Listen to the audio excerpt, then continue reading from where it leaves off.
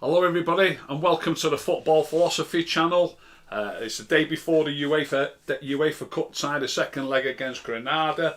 We're just having it's a little bit of a practice run. This anybody who watches regular will realise that we've had a few technical issues. We didn't do any show at all before the Spurs game, and we only managed to go live for about 3 minutes before what was the previous game, so that was the first leg against Granada. So we're having this little bit of a practice run now for 20 minutes or so, depending how many people come in, and if we start getting a few questions we might be a bit longer than 20 minutes. But first of all, obviously it is that UEFA Cup tie tomorrow, but we're in the middle of the Champions League quarter-finals. Two were finalised last night. Bayern managed to win 1-0 in Paris against PSG, but Bayern went out, and PSG are through to the semis. And Chelsea, I watched the PSG game. I thought that was going to be a cracking game, and it was. Both teams played really well. They hit them on the break a couple of times, PSG, and could have scored 2 or 3 goals on the break. They hit the woodwork a couple of times. But Bayern are out, PSG are through. I'd like to have watched the other game as well. I was fascinated by that game. Chelsea were 2-0 up from the first leg, so I think they played it really cagily. They knew they didn't really have to score again. They just needed really to make sure the opposition didn't score. So I would love to have watched that to see how Chelsea approached it, and it looked as though they approached it in a really professional manner. I think it was. They did get a goal back, Porto, but I think it was the 3rd or even 4th minute of injury time when they scored. So Chelsea have gone through 2-1 on aggregate. So we've got PSG and Chelsea that are through. And tonight is the second leg of Real Madrid against Liverpool. Real Madrid are winning 3-1. And the other game obviously is City away in Dortmund. I think that should be the main one tonight to watch. I'm going to watch that. I think Dortmund have got a chance of overturning now. I really do. So that could be an interesting game. I'm going to be glued to that one later on. But for United, obviously it's Europa League for us. There'll be a press conference at 1:30. I'm going to watch the press conference. So once the press conference has happened, I'm going to do a recorded show. Where obviously I'll be armed with any further information, if there is any further information that comes out about injury news, or if Ollie gives us any clues as to anybody else maybe getting a rest. I'm going to have a little stab in a minute at what I think the team will be before I've got any of that further injury news. So I will be doing a recorded show later this afternoon. But from what information I'm armed with at the minute, I will have a go at naming the starting lineup for tomorrow night against Granada. Obviously, we're 2-0 up, 2 away goals, of course. So it's we really are in the driving seat. And I don't think Ollie, having watched it, bear in mind against Real Sociedad, we were 4-0 up from the first leg, and he didn't take too many chances with his lineup for the second leg, even though we were 4-0 up, which surprised me at the time. So he's certainly not going to take too many chances tomorrow night when they're only 2-0 up. And when you consider also that we've got 3 players suspended, I often say this, and years ago, I used to like it when players only got rested. They used to call it dropped in those days. You only got a rest either A, if you got dropped, or B, if you got injured, or C, if you were suspended. So we've got 3 players who are going to naturally get a rest tomorrow night because they're suspended. So Luke Shaw will be rested. So he won't be rested. He's suspended, but he will get a rest. So Luke Shaw won't be playing. Harry Maguire won't be playing, and Scott McTominay won't be playing. So probably Axel will probably come in at centre back, and obviously Telles will play at left back. I think David De Gea will come back in. It's a Europa League game. That does appear to have been changed around now, in that Henderson seems to be starting the league games, and De Gea I think will start the Europa League game. So I think De Gea will start in goal. The back 4 will be Wan-Bissaka, Lindelof, Axel Tuanzebe and Alex Telles. That will be the back 4, almost nailed on, I would say. In midfield, as I just said, no McTominay. I think Fred and Matic will start there. It could be Pogba in one of those two positions, but I've got a feeling Pogba will stick in his wide left berth that he played so well in. I thought he played really well at Spurs, Pogba. So I think it'll be Fred and Matic as the two central players. It'll be Bruno at number 10, I would guess. That's the only other place I can imagine where one of the regular players could get a rest, but he tends not to rest Bruno. I would love him to give Van der Beek a run in that role tomorrow. I think it's going to be, it's going to be a decent enough game that we're going to field a strong side, and I believe Van der Beek deserves a run out in what I believe is his best position. I'd love to see him get a run out there at number 10, but I don't think he will. I think it will be Bruno. So I think we're looking at Fred and Matic, and then Bruno slightly ahead of that at number 10. I think Pogba will play on the left. Rashford will switch to the right against Spurs. Obviously, he prefers it on the left. But he's also, every week he seems to be struggling. Every week he seems to be struggling with this injury, that injury. I see him down on his haunches a lot. He seems, I don't know, gasping for breath at times, or he certainly looks in pain, one or the other. 2 or 3 times a game I seem to see that. And what I can't grasp is why they rely on him so much, because, Mason Greenwood was on the bench. Mason Greenwood was on the bench against Spurs, so we switched Pogba to the left because he wanted to go to McTominay and Fred, which then is, as we call it, he shoehorned Pogba into the team by putting him on the left, which meant switching Rashford to the right. But why did it have to be Rashford switched to the right? Mason Greenwood plays on the right a lot. I believe Dan James had a knee injury, by the way. I wondered where Dan James was at the weekend. He wasn't even on the bench. So if I don't understand what Ole, I've said this numerous times, I don't understand what he's frightened of.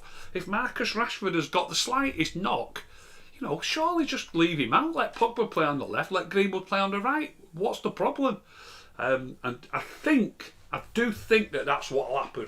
It was pretty rare to see Marcus even coming off with 20 minutes to go, which he did. I think he got subbed for with 15 or 20 minutes to go the other night as well. Or certainly I think it's happened twice in the last 3 games. Whereas normally he plays the full game, or he might come off with a minute to go. So it's getting stretched a little bit by little bit, the amount of time that they take him off for. So just maybe tomorrow night, I think Marcus might get a breather. So I think it'll be Cavani at 9, Pogba on the left, and I think Mason Greenwood will play on the right. So just to recap my starting lineup tomorrow night, this is before the press conference, of course. I'm going to watch the press conference later and then do a recorded show after that. But at the minute, I would suggest it will be De Gea in goal, it'll be Wan-Bissaka, it'll be Lindelof, Axel Tuanzebe and Telles, it'll be Fred and Matic, it'll be Bruno at number 10, and it'll be Greenwood, Cavani and Pogba. That's the team that I actually think at the moment that he will pick. What would I pick? I would pick at the moment from who's fit. I would pick exactly that team, except I would give Van der Beek a run at number 10. We're 2-0 up from the first leg. Surely, if he can't give Van der Beek a run in that position in this game, when can he give Van der Beek a run? We've got a league game again on Sunday against Burnley. Give Bruno a rest. Let Bruno just have a breather and bring him back into the team against Burnley. That's what I would say. Any questions coming through? Quite a few people saying hello, obviously. Hi. Glad to see you back. Anyone who's just tuned in, obviously, I've explained once right at the start of the show, we've been having technical issues. My regular assistant's away at the moment. He's going to be away for another week or 2 as well. So I've got an extra assistant. This is my second temporary assistant today.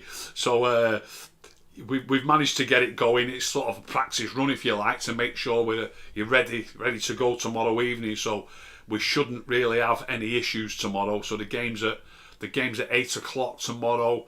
So about 6:45 we should be live again tomorrow evening. So hi, and thanks for tuning in, and I apologise anybody that's missed it for the last couple of games. Okay, I appreciate what a good job your original assistant obviously does here, because it's no easy task following all these and trying to pick out a good question. Well, not that there aren't lots of good ones.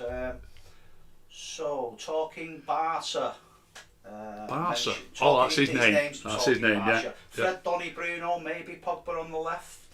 Fred, Donny. Yeah, Donny instead of Matic, I could see that.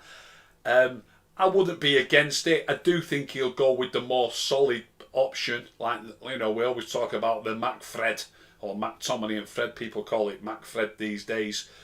They talk about that axis of the two, or the pivot as they call it these days. And it is two more solid, more dependable central midfield players, if you like. If you think about it, even Pogba, is regarded by so many as a world-class performer, but he doesn't even play Pogba in the big games in that role. And I think that's because he wants somebody who's definitely more disciplined. And when I say disciplined, Pogba plays that role for France and plays it perfectly well for France, more than adequately. But I think he wants the players who are more than happy just to give the simple ball. So when I say disciplined, I don't mean disciplined in that they'll start drifting out of position, or that Pogba will start drifting out of position. I mean disciplined in that he will keep the game simple. He does tend to do that for France, but sometimes for United he holds onto the ball a little bit too often, and sometimes he plays too many difficult passes, and when he's in the middle of the midfield, they don't want that to be happening. Get away with it a little bit more on the left wing. There's got to be some reason. There might be some people coming in the comments saying, how can you say that about Pogba? He's won the World Cup. Look, I'm sort of giving you my opinion on what the manager's opinion is, if you can follow what I'm saying.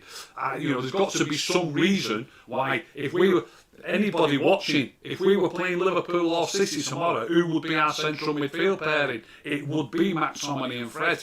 And yet Paul's supposed to be a world-class player. So getting back to your question, will he put Donny in there? He's a bit more of an attacking player. So I would be surprised. I mean, it could be Pogba. I mean, it could be that Rashford plays on the wing. It could be. But I'll be surprised if it's not either Fred and Matic. And if not Fred and Matic, it'd probably be Pogba before Van der Beek will actually come into that role. That's what I think. A few of the people in the comments telling me that we have an echo, right. And I'm not so sure that I'm really confident that I can fix it. Right. If somebody could just give me a little. Is the echo? Is it? Mic echo. Is it a mic echo? Just move it or something. Or is it too close to me possibly? How does that? Anybody in the comments? How does that? Is that any better? Can you hear me okay, or does the echo stop? Give us another question, mate, while you're at it. It is the big problem, somebody said. Is it? Should we knock it on the head then? No, it isn't a big problem. Oh, it isn't a big problem. Right. So I want to, somebody's just asked me recently about what. JD says, Rick, do you think Axel has what it takes to break through? I'm thinking Axel might possibly get a game tomorrow. I think he will. Yeah, I think he'll play. A couple of people have mentioned Axel. Rick, what do you think about his possibilities? I remember watching the game against PSG away in Paris, and I thought he had an absolute blinder, and playing against the quality of player he was playing against there, I was astounded how well he played. But then since then, I have not been anywhere near as impressed with Axel when I've watched him. Was it away in... I think in Turkey, where we got beat in Turkey. Correct me if I'm wrong, anybody in the comments, just off the top of my head. I think they actually give him the curly finger at half time in that game. I think they substituted him at half time. And to me, in that game, he didn't really look like. Yeah. Did we play a back five in that game? PSG was a back five. Oh, PSG was a back five. In back four. There was a difference in that game that he played so well against. Mbappe. Pocketed Mbappe, arguably. Yeah, he did, yeah. He was playing as part of the back five, or maybe he's more comfortable in that. But from what I've seen of him, if I've got to stick my neck out, I would suggest that if we want to become a dominant force in the Premier League and in Europe again, I would think Axel's not quite up to that level. Okay. McSaw says, hi Rick, would you back us in the semi-final against Ajax or Roma, presuming we go through tomorrow and considering our poor semi-final record? Right, well, we have got a poor semi-final record, haven't we? But I do think that he just seems to be falling onto his favoured, not his favoured team, because that's to suggest it was his favoured team in the first place, but the way Pogba has played wide on the left at Spurs, he also played wide on the left for the second half against AC Milan and made a big difference. The way Paul plays when he plays on the left is more of an infectious style of football. His passing's quicker than Marcus's. He's not so much quicker, but he sees the options easier. And when you start getting the ball on the floor and passing it, it can rub off on your teammates. Whereas the way Marcus plays, running at players, taking people on, that's not really an infectious thing. You won't want it to be infectious, would you? You don't want all your players doing that. And I believe Paul Pogba for me plays the game in a manner that I think is a better way to play. That's what I think. And I think the manager is going to realise that. I really do. It's not a coincidence that he switched Marcus to the right at Spurs. Some people might come on and say it didn't go so well for us at Leicester, because having played well there in the second half against AC Milan, he played there against Leicester in the Cup, but it didn't go well for us at Leicester in the Cup. But you've got to keep your team as solid as you can. Away at Leicester, he left Luke Shaw out and played Telles. He also left Scott McTominay out, who's really important to the team now. So the team wasn't as strong as it could be. And you need, especially a player coming into a team like Pogba's, he was on the bench against AC Milan, then he come in at half time, so then you keep him in for the next game. The manager's got to realise that you need to keep it as strong as possible around him. He's coming into that team, you want him to show what he can do. He should have kept Luke Shaw in the team away at Leicester. It was also leading into an international break. It was a big mistake. It really was a big mistake. There was nothing wrong with Luke Shaw. He played in the next England game. Or was it the second England game? But he played for England on the break. There was nothing wrong with him. He went on in international duty. Luke Shaw should have played at Leicester. Just that one change might have made all the difference. It might have made all the difference. And so it didn't go great at Leicester, but it did go great against AC Milan. It did go great against Spurs. And I've got a sneaky feeling we're going to see a little bit more on this running now. I think we're going to see a little bit more of Paul Pogba playing wide on the left.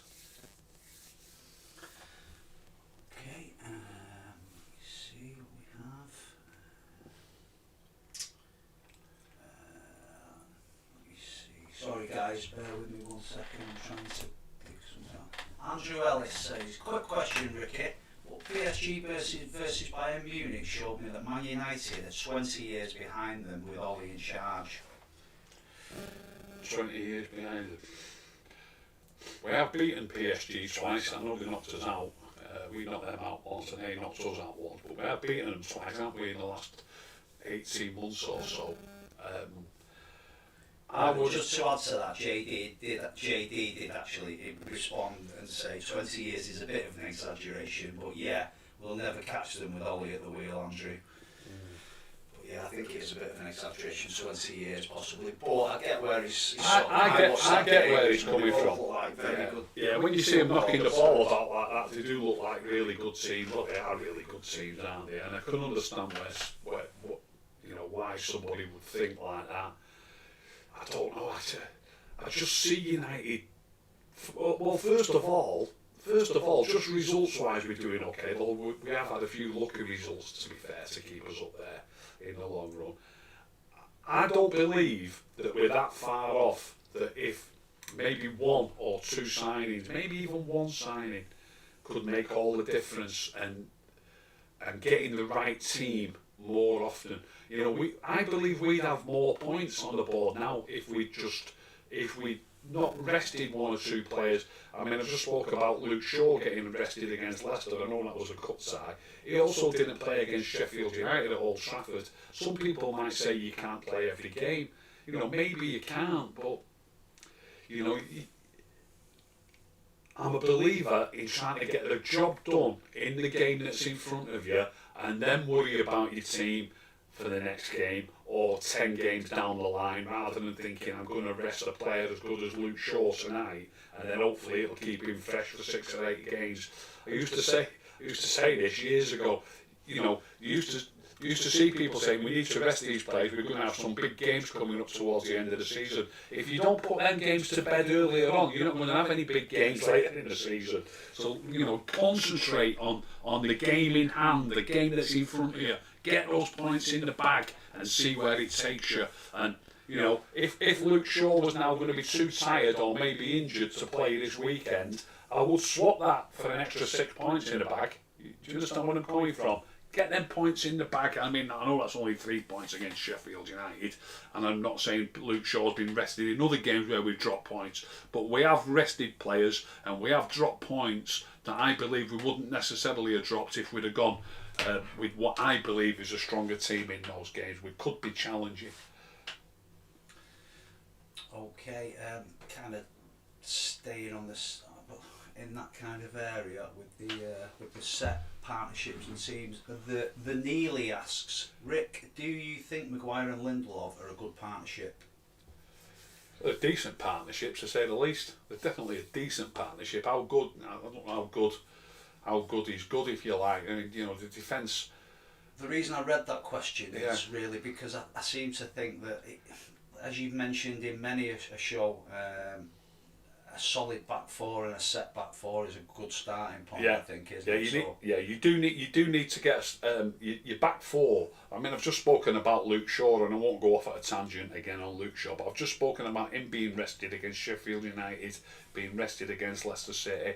You need your back four to be as solid as possible. I noticed Danny Maguire in an interview a short while back said he feels as though he's playing well when, and his exact words were, is when my left back is playing well, I feel like I'm playing well. So it rubs off and it breeds confidence. That's what he said. I believe it makes me feel like I'm playing well if my left back is playing well. Now he plays as the left-sided centre back. It just shows you he's got that confidence because he's got Luke Shaw next to him. That's what that shows you, that exact comment. And I think you should try and get your set back four. You should get your back four set and keep that back four set. Pick it as often as you can. That's what I believe. Like tomorrow, we've got Maguire and Shaw missing. That's the games where they get a rest. They're out suspended tomorrow, so they're getting a rest anyway. So back to the centre-back pairing. It is our best centre-back pairing, Maguire and Lindelof. And I do believe it's a decent centre-back pairing. I also don't... I've spoke about this numerous times on the United stand. I'm forever hearing we need a centre-back with pace, a centre-back with pace that can cover Maguire, or a centre-back with pace that can cover Lindelof. Neither of them are particularly quick. I don't think either of them are particularly slow either, by the way. But... you are going to concede some goals. You can't stop every goal. So if you've got a player, in an ideal world, you want your centre-back to be good at everything. Great in the air, great in the tackle, good passer of the ball, great first touch, really quick. You'd love to have a centre-back that can do all of those things, or who's brilliant at all of those things. But, they're few and far between and difficult to come by.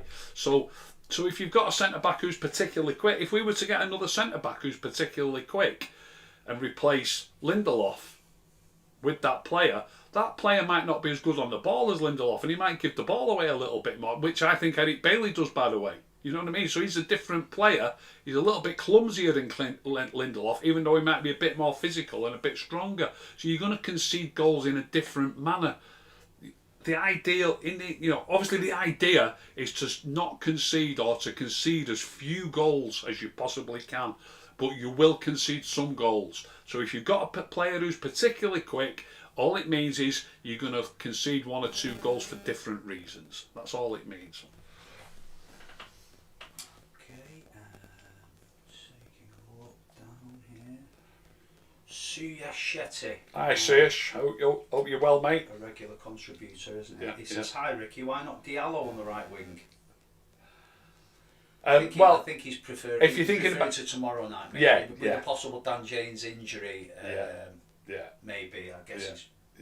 I think you are talking about for tomorrow evening. So don't forget that team that I've just that I did read out. I did say that I won't have anything against it, but it is the team that I've read out that I think he will pick. So that, you know, there's your answer basically. I don't think he will pick him. I think it'll be Greenwood, man. I think if it's not Greenwood, I think it'll be Rashford with Pogba on the left, or it might be Greenwood on the right and Rashford on the left. I don't expect to see experienced players like Juan Mata getting a game just as much as I don't expect to see a youngster like Ahmad getting a game. I don't really expect Van der Beek even to get a game. As I just said, I'd love to see him play, but I think Ollie, he's got 3 players missing, and I think 3 players, 4 at an absolute maximum is the amount of players he would have considered resting anyway, and he's got 3 players that are having enforced rests. Okay. One that's popped up a couple of times, chap called Dongwook Kim. I say a chap. Yeah. Dongwook Kim says, would you take Park Ji-sung over some of the midfielders in the United team today? Park Ji-sung's a great player. Absolutely a great player, yeah. Fantastic player, wasn't he? Yeah, I'd have no problem whatsoever about having Park Ji-sung. I mean, we used to play him in a wide areas sometimes, and sometimes in a central area. He wouldn't let us down in this team. I'd pick him over Fred for sure. Wide on the right, I prefer to think of me wide right players as midfield players. I would have him in this team wide on the right any day of the week. Not a problem at all. I like Park Ji-sung's a top player. Okay, Andrew Ellis again says, we're 2-0 up, so DVB should start, but Ollie doesn't have a clue in what he's doing. I think it's a bit harsh saying he hasn't got a clue. I've seen plenty of errors where I've thought it's a schoolboy error.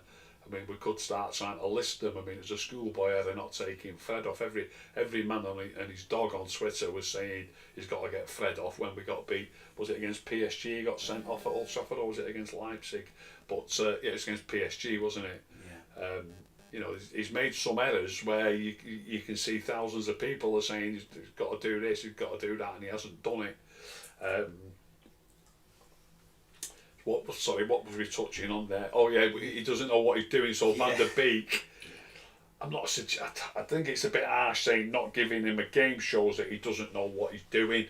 But I would agree with you that with this though, he definitely should give him a run. I often use this phrase, don't I? What is he afraid of?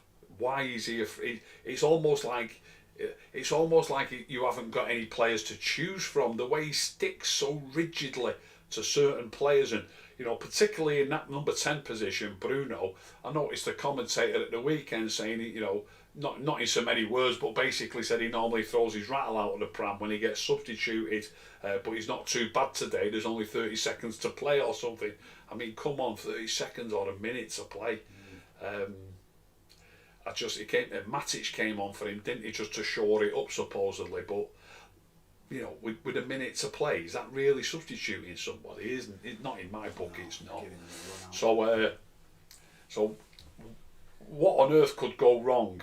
What on earth he thinks could go wrong by not playing Bruno and playing Van der Beek in the number 10 role when we're 2-0 up against Granada is beyond me. But like you say, I don't think he will do it. I think it's a bit harsh to say he doesn't know what he's doing. He just hasn't got the bottle, if you like, to do it. That might be the case.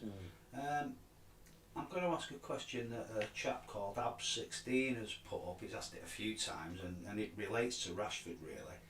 Ricky, why do you not rate Marcus Rashford? I remember you saying he's League 2 standard 2 years ago, and you called him pathetic after we lost to Sevilla last season. Thoughts? He's asked this question several times, and I don't want him to think that we're right. you know, we give everyone a chance to ask questions on here. Well, let me ask. I mean, hopefully he can answer me if I come back. Well, I'll tell you what. Let's start with this. Somebody said to me, and I didn't put the words in his mouth. Somebody said to me, when Pogba's played on the left against Spurs and in the second half against AC Milan, this is what somebody else said to me. The difference is so obvious, not because Pogba's so brilliant, but because the player who he's replacing is so poor. That's why it's so obvious, the improvement in the team when Pogba plays there. That's what somebody else said to me, and I think he might have a point. You know, Marcus is a winger, or he plays like a winger who wants to take people on all the time. And I prefer players who only want to take people on at the right time. There's a moment to be taking people on. And I believe Marcus runs into trouble with the ball far too often for my liking. I also believe, if you watch him closely when he's running with the ball, I don't think... When you watch Anthony Martial, I'm sorry to compare him to Martial, some people say to me, I've got an agenda. As Mohamed Garad has exactly just said on the comments. What, have I got an agenda? Yeah. What agenda could I have? I don't understand. He's just not your type of player, I don't understand, no. You don't see him as a team player, do you? When I say this now, people will say, oh, you're just saying that because you've got an agenda. I'm not saying it because I've got an agenda. I'm saying it because it's what I see. And that's why, if you want to say it's an agenda, that's why I've got this agenda. My agenda is I want the better player to play. So when I watch, if you want, like for example, the penalty against City, Martial keeps the ball close to his feet, really close to his feet. He's got it properly under control, and he can shift it one way or the other.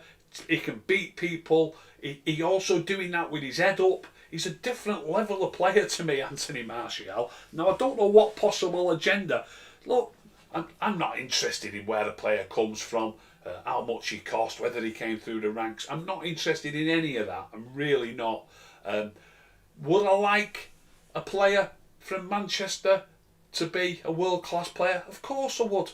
Absolutely, of course I would. Not to the extent that I'm going to say, well, he's better than the French player just because he's from Manchester and he's from France. That is not coming into my reckoning. Surely if I had an agenda, that'd be what I would be saying, is it not? What agenda can I have? I don't get it. I really don't get it. So when I watch Anthony Martial play, I'm talking here because he can play on the left wing, and I watch Marcus Rashford play, I see a player who's twice as good in Anthony Martial, twice as good. And when Pogba plays there, I believe he makes a difference as well. And I don't know what else you want me to say. I've got no agenda in any way, shape or form, except that I want to see the better players playing. And the more that I say it, the more people say you've got an agenda. I can't... Well, I could change my mind. He could prove me wrong. He could start playing better. I know he can score the odd brilliant goal. I know he can. He can score some fantastic goals. Not interested. I want to see regular, consistent performances, playing well. Whether you score a goal or you don't score a goal, I want to see you playing well. I thought personally, just my opinion, his hand in the first goal that Fred scored in the Spurs game was lovely, simple stuff. Yeah. It was a great goal. Yeah. Three of the players... A lot of people probably don't realise that I'd rather see Marcus play that pass. Yeah. A one touch, not a touch and pass, a straightforward one touch pass to Fred. Yeah. Lovely piece of play. I prefer that much more than seeing him trying to beat three men and maybe even beating two of them but losing it to the third man. That doesn't get me on the edge of my seat one little bit. Just somebody, Mohamed Garad again, just trying to fight Marcus's corner, and fair play to you for that, Mohamed. Marcus is injured. Ricky, please, he's not even playing 60% fit. Yeah. Ricky Marcus scores 20 goals in 2 seasons in a row. How can he be League Two? Well, I did say that a long time ago. A long time ago, Ricky, straight after the game, but repeated that. But I do. The reason I didn't read the full, the top bit got me attention. Mohamed mentioning, like a lot of people I've heard recently, saying that he's injured. I often wonder to myself, how injured can a Premier League football player be? I don't understand. If he's taking the field regularly. We played Spurs on Saturday. It's a real Sunday. It's a really important game. Obviously, he's gone back to McTominay and Fred, the manager. As they call it, he's had to shoehorn Pogba in, i.e. playing him on the left wing, where I've already said I think we might start seeing a lot more of that. And because he's gone onto the left wing, we've had to switch Marcus to the right. When I say had to switch Marcus to the right, did we have to switch Marcus to the right? Mason Greenwood has to sit on the bench. I think anybody who watches regular will know that I'm not absolutely over the moon with Mason at times. But, you know, let's be honest, the club love him, the players love him, the fans love him. It's not like, it's not as if we'd have left Marcus out, at the weekend. It's not as if we'd have had to plumb the depths of playing one of the youngsters or some. I know Mason is a youngster, but one of the untried youngsters. You know, Mason Greenwood. You know, Mason Greenwood was left out of the team in order to play Marcus on the right. So how injured can he be? As my assistant just said, how injured can he be? We put him in the team on the right wing and had to put Mason Greenwood on the bench. If he had a proper injury, surely that wouldn't be happening. Surely he'd just play Mason, wouldn't you? How injured is he?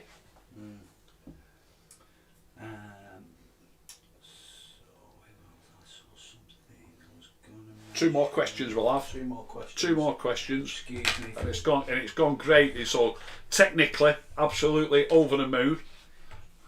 And thank you for doing the questions for me as well. I'm doing my best, guys. I know I'm not as good as the original guy, but please bear with me.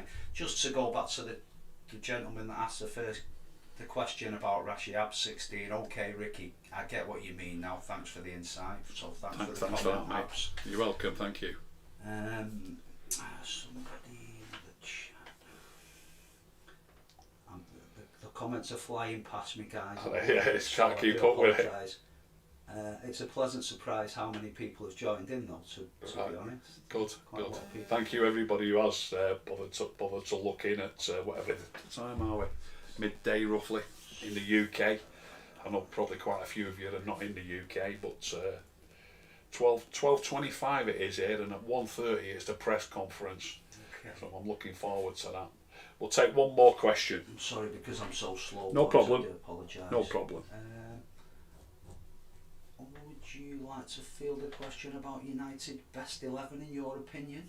United's best 11 from Idris Omer, very short question, asks best United 11 in your opinion. I'm assuming of the current. He's talking about of the current squad. The player. I'll choose one of the players that are fit at the moment rather than just the squad. Players that are fit at the moment.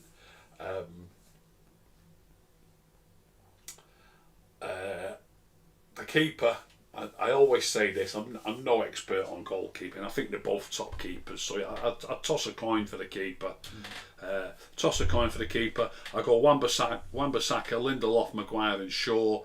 I will still stick with my favourite pairing of McTominay and Matic. It's never going to be that now. Matic is getting older by the week and probably still as good as he was. When he comes on these days, by the way, it's so infrequent, and he might not play so well when he comes on, but he's going to get worse and worse without playing regularly. But if I could take over United tomorrow, I would put Matic in the team for about 6 games on the bounce and see if he gains in fitness, gains in strength, blah blah blah, and hopefully it'd go well. So my favourite pair would be McTominay and Matic, but if it can't be McTominay and Matic, I would go with McTominay and Fred. I'll leave the number 10 out until the end. I'll come back to it. My front three would be of the players that are fit would be Dan James, Cavani, and Pogba on the left. At number 10, I would give Van der Beek a run. What I will say about Bruno though is interestingly, by the way, and I mentioned this on the rating show. In fact, I've still got it here. What did the Manchester Evening News say about him? Oh no, that's the wrong one. No, that's the wrong one. Different game. But the Manchester Evening News said something about that he's not played well for 2 months now. They said. Now, I looked at when they said that, the Manchester Evening News, they said that Bruno hasn't played well for 2 months. Usually these people that have got like a big, big coverage, aren't they? A big following. Following is probably not the right word for a newspaper, but there's certainly an influencer, if you like. It's unusual. Everybody's Bruno mad, aren't they? But they're saying that Bruno's not been playing well for 2 months. Now, I think they're stupid. I'll tell you why I think they're stupid. I think they're only saying that because he hasn't been scoring goals. That's why I think they're saying it. I checked it back once I read that, and in United's last 12 games, it's 13 games ago since Bruno scored in open play. He has scored 3 penalties in that period, and it is important that you've got a good penalty taker, and it's great that you've got a penalty taker to rely on. I do get that, and it's all true. It's also true though that if you are taking penalties, it gives you an advantage when it comes to comparing goal scoring records. You've got an advantage over other players if you're a penalty taker. But it is coming around that people are sort of saying Bruno's not playing so well. So if he's not playing so well, you know, why not give him? That's only a newspaper, of course, but if he's not playing so well, why not give Van der Beek a run in that position and see how that goes? I would love to see that happen, but this is what I wanted to lead to. When Pogba was playing on the left, the simplicity of our passing at times, it's like I've said, it becomes infectious. It's like if you look at the goal, Fred to Rashford gets it back, Fred to Bruno gets it back, Fred to Cavani, really nice passing movement, and it's all to do, I believe, with getting more players on the field, i.e. Pogba on the left, where we are passing the ball more rather than running with the ball more. It becomes infectious. So I think Bruno, in my opinion, funnily enough, the paper are saying that he's been playing poorly for 2 months. I thought he played well on Sunday, but these people with blinkers on, they think if you've stopped, I think it's because he's stopped scoring goals that they think he's playing badly. I don't think he's playing any different, and certainly against Spurs I thought he played slightly better than what he normally plays. Should we go one more? Have you got one ready to go? I'm going to ask a question that really, I know you don't. Last question, go on. You don't really like to focus on these kind of topics because this player isn't even at the club, but he's potentially maybe going to arrive. A chap called Casper, excuse the pronunciation, Bothermasson, has asked, "Hi Rick, what do you think of the rumours regarding Jadon Sancho, and would he become a good player at United, or should we look elsewhere?" I know you don't normally feel the rumours about him. Obviously, it's been going on for a long time, hasn't it? It's too much money, I think. The things that can go wrong. I mean, I don't know how much it cost now, by the way, but it was 120 million quid in the first instance, wasn't it? We've just bought Diallo. What I've seen of Diallo, I like him. He was roughly 40 million quid. Obviously, Mason plays on the right a lot. I like it when Dan James plays on the right. You don't have to say in the comments, "Oh, you're not comparing Dan James to Sancho." I'm not comparing Dan James to Sancho. I just believe we've got enough players competing for a spot. And quite a lot of people say it's the position that we need to strengthen. If you give somebody a run there and keep him there regular, I mean, these people that are saying that, do they think Mason's going to suddenly keep Anthony Martial out of the team when he's fit, or keep Cavani out of the team? You know, you're going to end up with Mason getting hardly any game time if we sign a right winger, because I don't think he's going to take Cavani's place if he stays, and if Cavani doesn't stay, I think Martial will come back in at number 9. So, you know, be careful what you wish for, so to speak. So at 120 million quid, too much money, too much of a risk for me. I wouldn't go with it. I've got to say, and I've only watched him a few times, I only think what I've seen of him, he looks a pretty good player. He doesn't look an £120 million player to me, from what I've seen of him. I would love to see him more, though, to give a full and honest account of what I see in that player. Yeah. We did say that'd be the last one, but if you want to do 100% last one coming up. Okay, 100%. Time is it now? Short one. Gone 12:30. From JD, who's apparently supposed to be on his online university course at the moment. Right.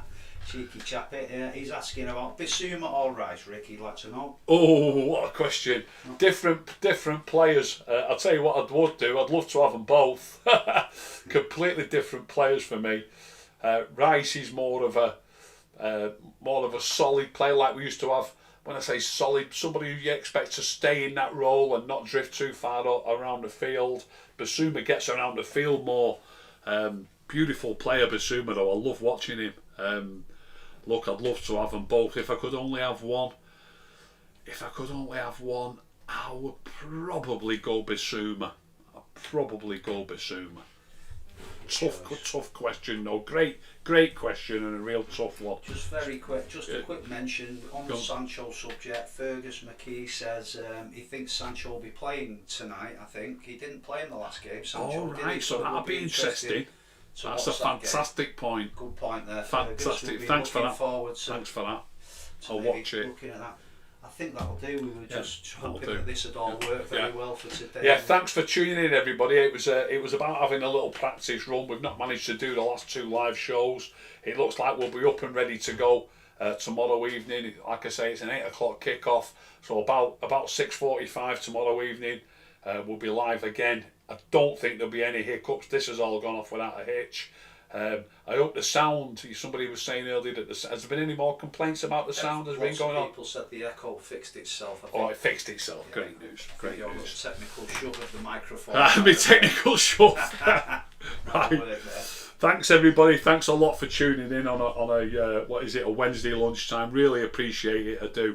Hope you've enjoyed it. If you've enjoyed it, please tell all your friends. Please subscribe. If you didn't enjoy it, don't tell anybody. Keep